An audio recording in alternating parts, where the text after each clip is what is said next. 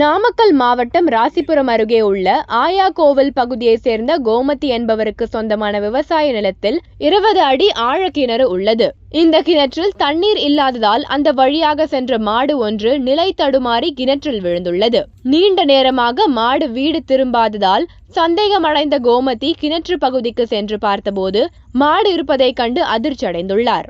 அதன் பின்னர் ராசிபுரம் தீயணைப்பு துறையினருக்கு தகவல் அளித்துள்ளார். தகவலின் பேரில் விரைந்து வந்த தீயணைப்பு துறையினர் நீண்ட நேரமாக போராடி மாட்டை மீட்க முடியவில்லை என்பதால் கிரேன் உதவியுடன் 1 மணி நேரத்திற்கும் மேலாக போராடி மாட்டை உயிருடன் மீட்டு உரிமையாளர் கோமதியிடம் ஒப்படைத்தனர்.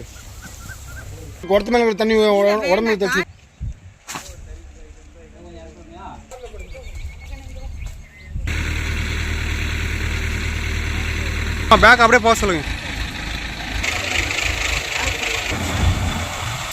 விட்டுருமா உங்களுக்கு